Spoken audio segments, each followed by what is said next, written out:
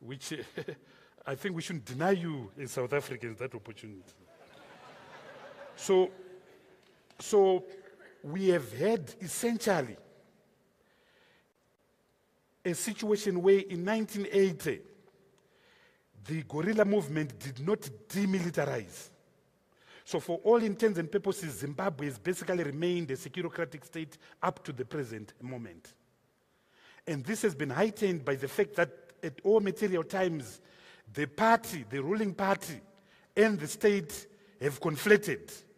So decisions that are made in ZANU-PF, in the party, affect the state. Decisions that are made in the state are synonymous and congruent with the vital interests of the party. And precisely because it has been a securocratic state, whoever was the head of state was the mere normative representative of this military order. And he or she would remain so as long as he or she continued to serve the interests of the military.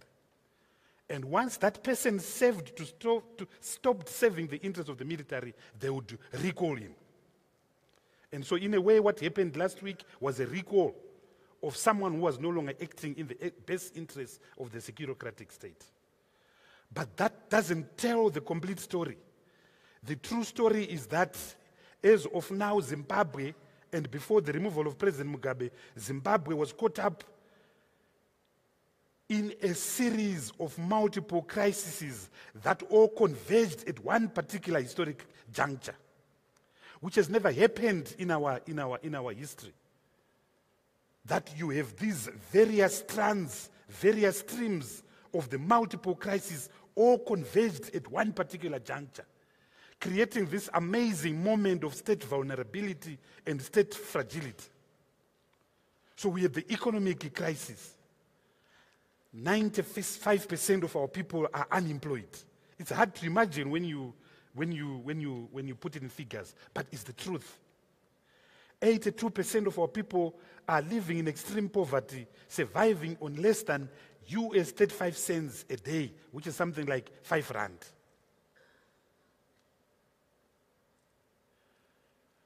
We have got the challenge of a huge fiscal crisis arising out of the failure by the authorities to implement a strong anti-cyclical fiscal regime. And if you look at the economy of Zimbabwe, it loves these cycles, these elongated cycles of slums and booms, like slums and booms, slums and booms. The last time around was between 1997 and 2008, a period, an 11-year period in respect of which the economy lost 60% of its value. When I became finance minister on the 16th of February 2009, I inherited an economy whose previous year's growth rate, 2008, was minus 14%. I inherited an economy where hyperinflation was 500 billion%, the second highest in the history of mankind after Hungary in 1956. But that was 2008. 2008 was a crisis of overaccumulation. There was too much money chasing too few goods. We were all trillionaires. The last note that our government printed was a $100,000 trillion note, which couldn't buy you 2 bottles of soda. And there were no goods in the supermarkets at all.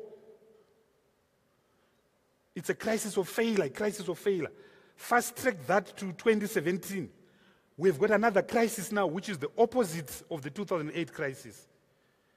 We've got a crisis now of underaccumulation. 2008 was a crisis of overaccumulation of the economy, overheating, too much money, chasing too few goods.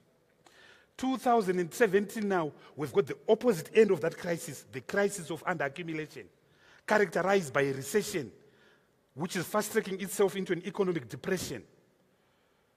The last time our economy grew in positive terms was in 2012. And the recession, like all recessions, is characterized by 3 key things. A crisis of excess capacity. In a recession, there's excess capacity. So labor is unemployed, excess capacity, 95%. Industrial capacity is not being put to use. Those of you who have been to our country in places like Bulawayo and places like Harare, you have seen this excess capacity where industrial factories are being converted into Pentecostal churches and where long grass is growing in industrial sites. That's excess capacity. Then you have a crisis of weak and non-existent demand. So right now our shops are full of goods, albeit from South Africa. But no one has got money to buy. Whereas in 2007, 2008, there was nothing absolutely in the shops. Right now our shops are full of goods, but no one is buying them. Then you've got a key feature of a recession, stagflation. From 2013 to now, our inflation has been hovering around 1%, 0.1%. That's the classic status quo, the classic description of an economic recession or an economic depression. So in under 8 years, we've moved from a crisis of accentuated overaccumulation, reflected by hyperinflation of 500 billion%, to a crisis of underaccumulation, this recession. Now, these two crises are almost impossible to reach.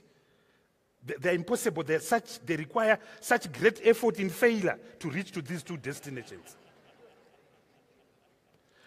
But we are geniuses now. We've managed to create a third crisis now. So, due to the government has not been able to live within its means. And because it has not been able to live within its means, it has been running and pursuing deficit financing. So the budget deficit right now this year will probably be about 25% of expenditure and close to 60% of GDP. In real terms, it's about $7 billion, when our total GDP is about 12, 13 billion. That's how bad it is. But all of you, I'm sure there are clever people here.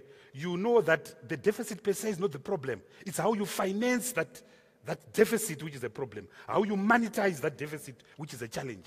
These people have been monetizing this deficit through, number one, printing of money. But you will say, how do they print money when we don't have a currency? They've been issuing what? Treasury bills, toxic treasury bills.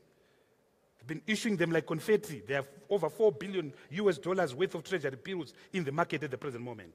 Number two, we've got this fictitious currency called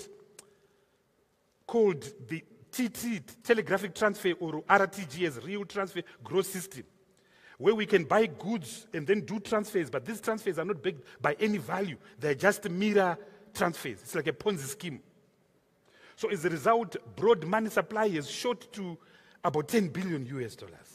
And the percentage of cash and money coins circulating in the economy is less than 2%.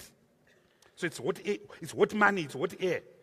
Then number three, we've got something that will amaze you. We've got a surrogate currency called the bond note, which again is not based on any value, but is in the system. And suddenly now, we now have features of 2008. We now have multiple exchange rates. We now have cash shortages. We now have inflation rising again. So in a recession, you now have all the features of 2008.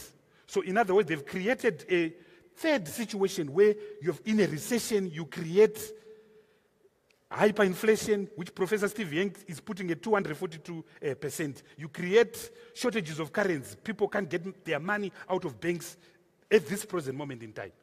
So you have to be a genius to move from crisis over accumulation, under accumulation, and then you marry the two crises now. You know, I was saying to friends that we have to wake up John Maynard Keynes and say, Professor Keynes, what is this? Or I have to phone my friend Joe Stiglitz at Columbia University and say, please, can you describe this? We have to find new lexicon for it. I don't know how to describe it.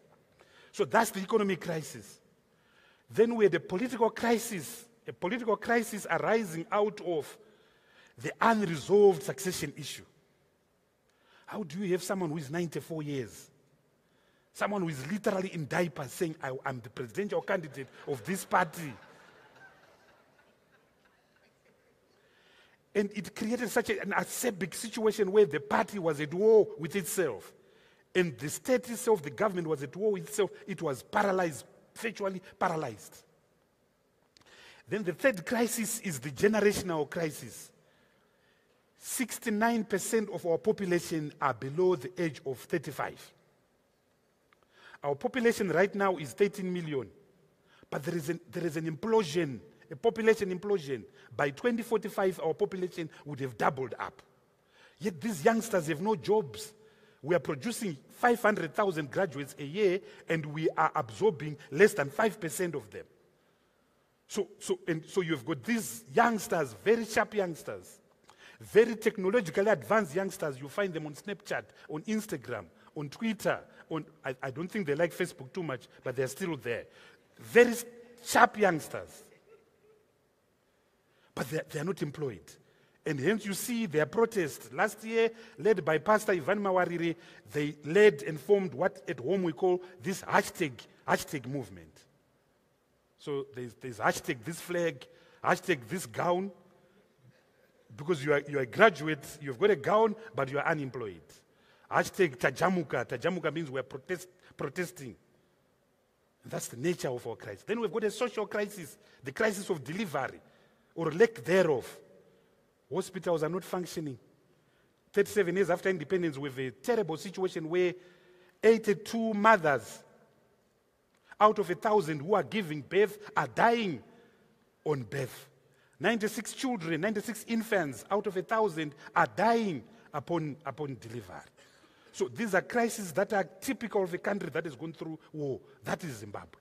So something was bound to give. Something was bound to give. And I think the ultimate breaking point came and was invited by the persona of Mrs. Grace Mugabe. You had this amazing woman who is totally disagreeable, whose mental and moral stability is totally questionable. And she questioned the entire values of which that state was founded upon, at least by those that are in control. And one of the founding values of that state being the liberation movement. Part of the challenge with the body politic of Zimbabwe is that we live in the past. Unless you fought in the war, then you are not legitimate. So we are still fighting a war that finished 40 years ago. We are still fighting it 37 years later. So those of us who were not born or too young to go in the war, we are nothing, we don't have legitimacy. Grace questioned that. And in questioning that, she placed on alert those that control the state, the war veterans and the army and the military. And the minute she declared that, and the minute that the two of them, her husband and herself, declared that the baton stick was going to be passed to her, there was a problem. So what literally happened was that Mugabe was in bed with the army. But the minute he began literally and metaphorically co-voting with another woman, there was a problem. Even if that woman was his wife. The baton stick. Isn't that the challenge in Africa? That we can't pass the baton stick. We refuse to pass the baton stick.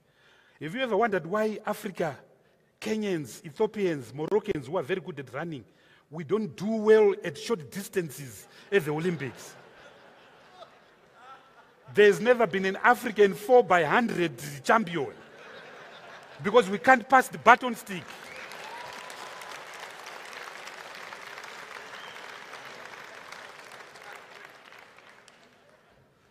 Even here in South Africa, the baton stick keeps on. It's so slippery. Wade Van Niekerk can't hold it. Oscar Pretorius, I don't know where you put him. So, but this is true. So we are here now. Where do we move from here? And that is the biggest question that is concerning all of us. There are two choices to be made. There are two choices by the authorities that will be sworn in tomorrow. There is a choice that has to be made.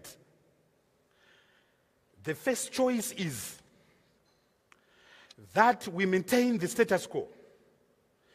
That those that are coming in are simply going in to fill the big shoes of President Robert Mugabe. That the status quo ante of corruption, of patronage, continues. that the same levers of power that has dominated the Zimbabwean political space in the last 37 years continues to be the dominant polity of the day.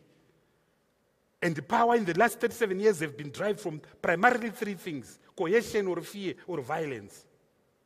Or capture. Ironically, you are talking about state capture. Or capture, you know capture.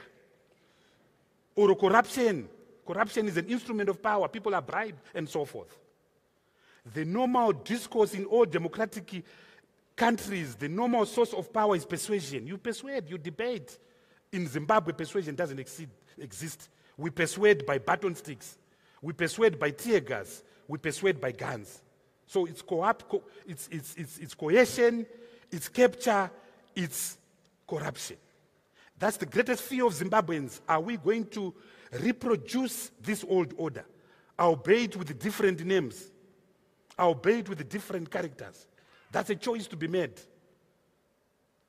The second opportunity, the second choice is that we use this military intervention. We use the events of the past 10 days to lay the foundations of an irrevocable path to sustainability.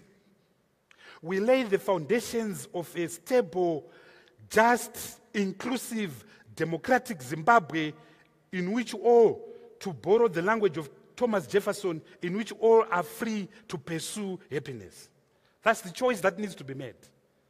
And for the majority of people who marched in Harare, in Johannesburg, in Pretoria, in Cape Town, in London, in New York, in Bulawayo, on Saturday the 18th of November 2017, that is their choice. They did not march to resolve the internal succession issues in ZANU-PF. They marched for a new Zimbabwe. They marched for a new beginning. They marched in order to give themselves, their children, and their great-grandchildren a new future, a new start. And that is our prayer. So, something unique happened in the last week. You saw the armed expression of the state soldiers and their tanks on the streets on Saturday, marching with the people of Zimbabwe. So Zimbabweans are in search of a new contract with those that are in power, and with power itself, which is the contract that they can dialogue at equal level with the soldiers. If you were a soldier in Harare on Saturday, all the young girls were kissing you. You were a hero. That's the narrative, that's the dialogue that they are looking for. And I hope that no one misunderstands, no one underestimates, and no one misreads what took place on Saturday, the 18th of November 2017. That the people of Zimbabwe, the ordinary people of Zimbabwe, the Wananchi, the Walalahoi, the citizen, set a new bar of accountability to power, that we will hold you accountable. And once the genie is out of the bottle, it is out of the bottle once and for all. But it's not the only genie that was out of the bottle on Saturday. Just not the people that was out of the bottle on Saturday. It was also military tanks. And you and I know from the studies of countries like Ghana, like Nigeria, like Uganda, like the Central African Republic, like the Gambia, like Equatorial Guinea, that once tanks have been on the street, it's just a question of time before they are back again. Once a television program has been interrupted by a man in uniform on the National Broadcasting House, that will happen again. So we are faced now, we are in a very dangerous position. I titled my speech, Zimbabwe at a crossroads. Because we've got these two totally diametrically opposite sources of power, sources of change, the people and the tanks. How do we ensure that? How do we ensure that we have a sustainable state and that this new contract that I submit was reflected on Saturday continues to exist in our country? Because we need stability. And it's not a Zimbabwean thing. It's a sub-Saharan thing. Your economy, South Africans, have been limping 1%, 1.5%, 1%, 1.5% for almost a decade now, even when my friend Pravin Gordhan was still Minister of Finance. I remember the discussions, I had a discussion with him on the 7th of July, 2010, at an ugly hotel called Beachwood, just outside the airport, OR International Airport. I hope the owners of Beachwood are not here. I apologize. So Zimbabwe is not a domestic issue to South Africa. We are right in your kitchen. We are right in your bedroom. If we go to any restaurant right now, out of 10 waiters, there are 7 Zimbabweans. You know that. If a crime is committed in your view, you know that out of 3 criminals, there's 1 Zimbabwean. So we are right in your face. We are right in your face. You have been given junk status. A lot of that arises from the fact that a major component of your goods, Zimbabwe, is not there anymore. We've ceased to exist as a market for you in real terms. So to South Africans, to President Zuma, this is, and to Comrade Gwede Mantashe, this is not a domestic issue. It's not a Zimbabwean issue. It's a South African issue. It's an African issue. The African Union must be involved. The SADC must be involved. The UN and the UN Security Council must be involved. Because the price of a Zimbabwe imploding has got multiplier effects. It affects all of us. So what we have been arguing as opposition, I belong to the MDC Alliance led by Morgan Tsvangirai. What we have been arguing is that, number one, let's, as a matter of agency, define a roadmap to legitimacy. Let's negotiate that roadmap to legitimacy. That roadmap to legitimacy is really between the time that President Mugabe steps down and the time that we have a next election. Number two, let's have an inclusive transitional process. Let's have an inclusive transitional process, because Zimbabwe is in transition right now. We're moving away from Robert Mugabe to another Zimbabwe, whose definition so far is not clear. So let's have that. Let's have the definition of that transition. Let that transition be managed by an inclusive transitional process, which we are calling the National Transitional Authority. But it's not enough. It's not enough to simply agree and to put different men and women and say, this is the transitional authority. This transitional authority must be programmatic. It must work on a certain agenda, which involves essentially 4 things. Number one, keeping peace and stability and nation building. Number 2, political and institutional reform. Number 3, economic reform. Number 4, international relations reform, Zimbabwe's reintegration.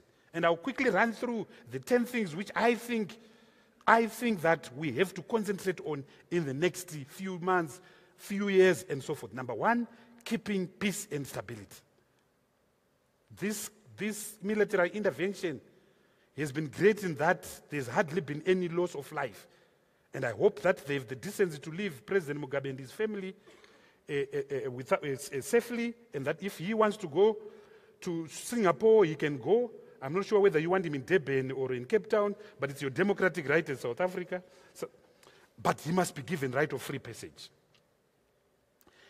And peace and stability now needs to re-question the state, to say, the army has confirmed its power. How do we ensure that the constitutional provisions that says the elected civilian authority is the ultimate authority in Zimbabwe is respected? Because that's the challenge which we face. KG6 is more powerful than Mutapa, more powerful than the parliament in Nelson Mandela Avenue. How do we rechange the equation to make sure that it complies with the fundamental tenets of our constitution and the fundamental values of our constitution defined in chapter 2 of our constitution? And that's going to be a question which will be so difficult. Number 2 is, as I said, restoring the social contract. And part of the restoration of the social contract means a program of national healing. Zimbabwe is tattered and torn by hatred, by intolerance, by social discohesion. The divorce rate has gone up in Zimbabwe. With great respect to South Africa, in per capita terms, Zimbabwe has become the divorce capital of sub-Saharan Africa. Homes are broken and so forth. Number 3 is economic reform. And in economic reform, I want to submit that this government will not be able to function without major budgetary support from the international community. And so a conference has to be held, whether it's in Cape Town or Durban or Harare or Addis Ababa or London or Brussels, to find immediate budgetary support for this process. Process. In other words, the international community, including South Africa, must know that Zimbabwe's stability must be monetized. Someone has to pay the price. And I've already submitted that Zimbabwe is too important for the region and the sub-region to be ignored. So if we don't pay now, we'll pay more expensively in the future. President Zuma in South Africa disengaged from Zimbabwe in 2013.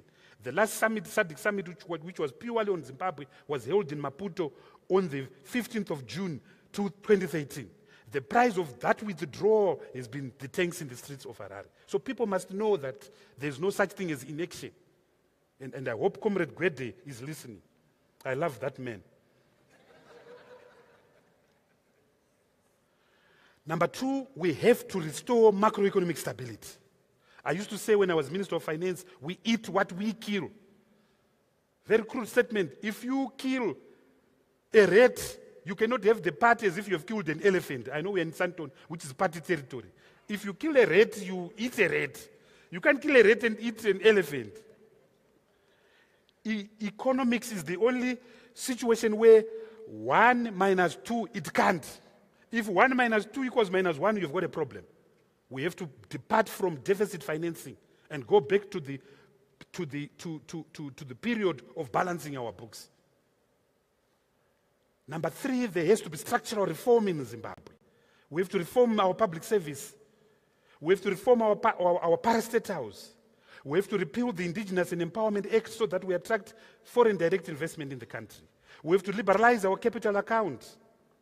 We have to revisit our commodity sector. Over 15 billion US dollars was lost and stolen in our diamonds. I used to complain to President Mugabe. So we need a new Diamond Act. We need a new Mines and Minerals Act. We have to resolve Zimbabwe's crippling debt crisis of 11 billion US dollars, over 100% of GDP. We have to resolve that. That means we have to have conversation with the IMF, conversation with the World Bank, conversation with the African Development Bank, conversation with the Paris Club of lenders, because those are the ones which we owe more. We have to revisit our competitiveness. I heard one of your speakers, I think Madam Koza, speak about South Africa's ranking on the Global Competitiveness Report. We are number 176 out of 179, and we're only better than Syria and Afghanistan. So we have to improve our competitiveness. We have to fast-track ourselves from this typical third world economy that was stuck in the rut somewhere in the 60s and fast-track ourselves. We have to attend to gross capital formation. There's no energy in Zimbabwe. There's no water. The last major infrastructure was done before independence. Our power grid supply should have been disused and decommissioned in 1983. So we need energy of at least 4,000 megawatts today to sustain a modern economy. We're only producing about 735 megawatts at Kariba, and most of it is coming from Eskom. If you see our roads, we have got a road network of 88,000 kilometers. Less than 10% of it is paved. And with great respect to the Democratic Republic of Congo, we have become the pothole capital of Southern Africa. So we have to attend to gross capital formation. So the economic agenda is huge. Number 4, we have to attend to unfinished business of constitutional reform. We've created a monster of a president in Chapter 5 of our Constitution. We have to revisit the Constitution. Number 5, we have to harmonize our laws with the new Constitution. We've got a very decent Constitution which has not been harmonized. Number 6, and it speaks for itself, we have to attend to electoral reform. That speaks for itself. Number 7, we have to put a full stop to the land question. So we need to restore the land market. Everyone on land must have a title deed so that he or she can go and borrow money from the banks. We have to bring the market to land. Yes, we have to compensate the white men adequately, not just for improvements, but for land as well, because that's what international law and justice require. Number 3, we have to audit out multiple farm owners, of which President Mugabe was one of the biggest, with 15 huge farms in Zimbabwe, excluding his wife. So we have to have an audit of our land reform program. Number 8, we have to build strong institutions. We've got Chapter 13 institutions is defined in our constitution, which are so key. This includes our Zimbabwe Election Commission, Human Rights Commission, Gender Commission, the Peace and Reconciliation Commission. We have to strengthen them. As you yourself know, these institutions are so important in a democracy. Chapter 14 of our constitution speaks to devolution. Devolution and decentralization is so key. ZANU has not been wanting that. They've not actualized Chapter 14 of the Constitution. I know of no country that is successful which is not devolved or decentralized or federated, whether it's the United States of America, whether it's Germany, whether it's South Africa. We have to decentralize power. We have to have devolution. So building strong institutions, the judiciary, making the Constitution is a reality. Someone sent me a picture of President Mugabe after he was deposed, sitting with his wife and Bishop Mukonori. And in front of him was a Constitution. And I tweeted and said, now we know that the Constitution is important, but it can't be eclectically used. You only remember about it when you are in trouble. Let's make sure that the Constitution is part of our DNA, because it is so important. Number 9, let's deal with the entire reform of the state, the securocratic state. Let's deal with that.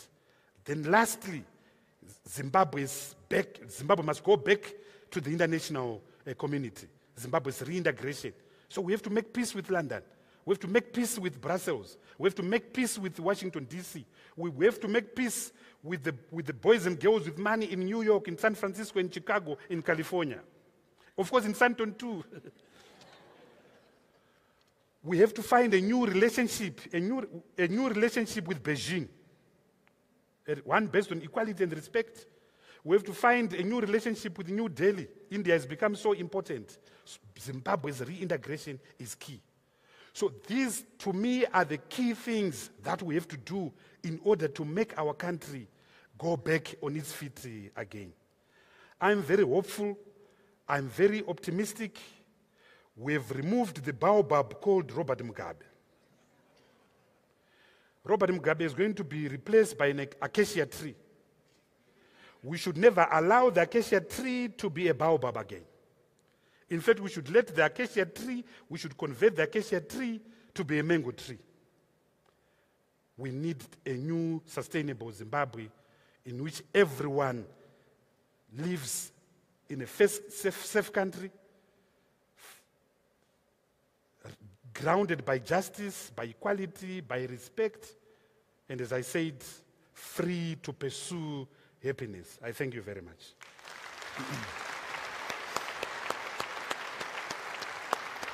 Thank you. Have a seat.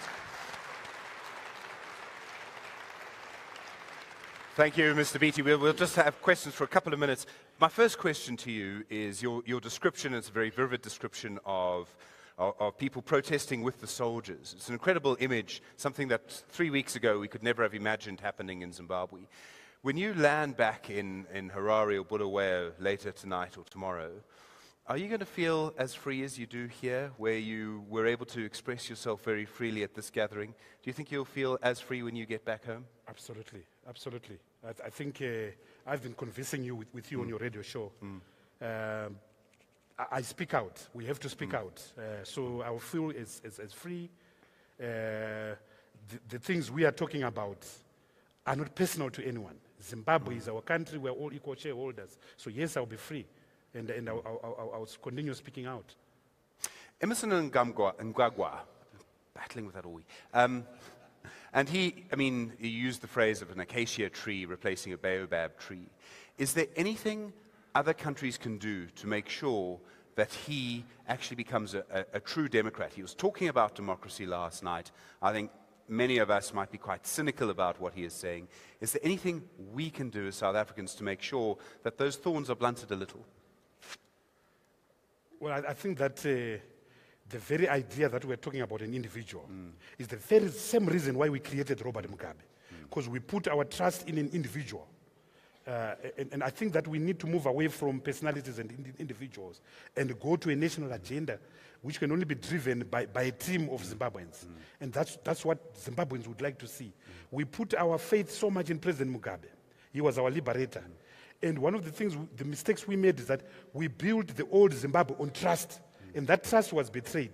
This new Zimbabwe, we ought to build it on mistrust, that any one of us will abuse us. So to vaccinate ourselves against mistrust, let's build institutions. Let's respect the Constitution. Let's make sure that our courts work as the final arbiters. Let's build a functional economy in which the market thrives. And we also look after our poor. We have a proper social democratic balance. Let's have the press that is so strong as the fourth estate. Let's have these Chapter 13 institutions that are so strong. So I think I would submit that let's not focus on the individual. Let's focus on the collective effort of the people and their institutions and their laws. Key to this is, I mean, South Africa has people like this. These are individuals who are political, but they're not necessarily part of just one party, and they have wide legitimacy across many people. And these are the kind of people who, if we ever needed to have a national convention, for example, with all the political parties and all the role players, they could be trusted to chair it. And these people play a very important role. I can think of 2 or 3 judges who could do it. I can think of other people as well. Is there anyone like that in Zimbabwe? And that, for me, is when I look at Zimbabwe as an outsider, I see a lack of those people. The church has managed to almost delegitimize itself. I mean, it's amazing the church has done that. But that worries me, that there's no one who can use the independent media to call government to account. That's fact. That's fact. Well, the very fact that we, until now, did not have a former president tells you that there's something wrong with the country. And so I think for now, if there has to be credible, legitimate intervention and intercession and intermediation, which is required, then we have to look to a respected African. So I have in mind people like President Obasanjo, people like Kofi Annan, people like President Festus Mogae, people like President Mahana of Ghana, and Mrs. Selif Johnson, who is out of a job. Notice I haven't mentioned President Mbeki. I noticed. It's not an accident. So we need people like that. No quiet diplomats. Actually, President Mbeki is my friend, so... He's not mine. My final question to you is a simple one. South Africa and Zimbabwe are both going through tumultuous challenges. I do say, and I've said this many times, I think South Africa is a very different society to Zimbabwe, and those differences are really important.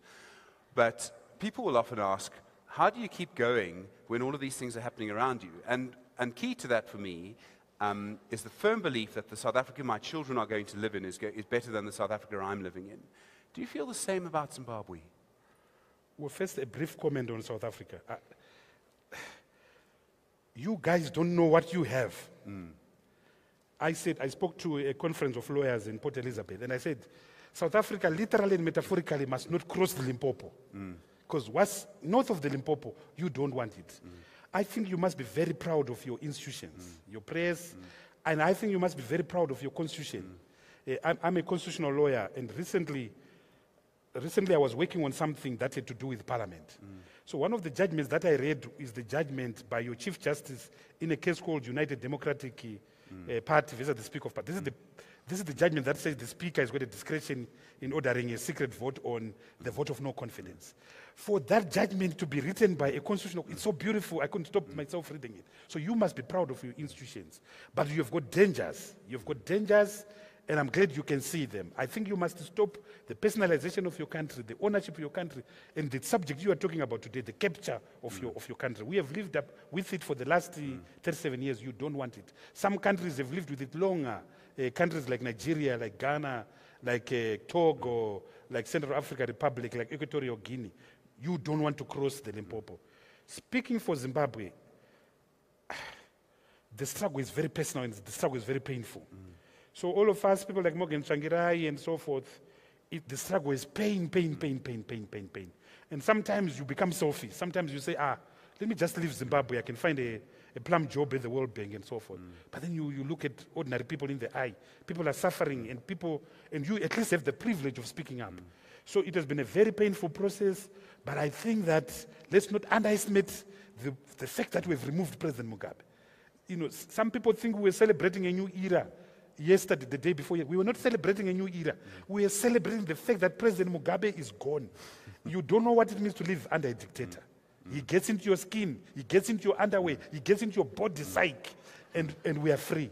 And on Tuesday, we breathed. Tomorrow is another day. Tomorrow we'll fight it on the terms that I was trying to describe across. Tomorrow is another day. But for now, we are just happy that President Mugabe, his beautiful, lovely wife, his beautiful, well-behaved children, they are out of our life. Thank you. Good luck. Thank you, sir. Tendai Biti, ladies and gentlemen. I'll be back with another former finance minister later.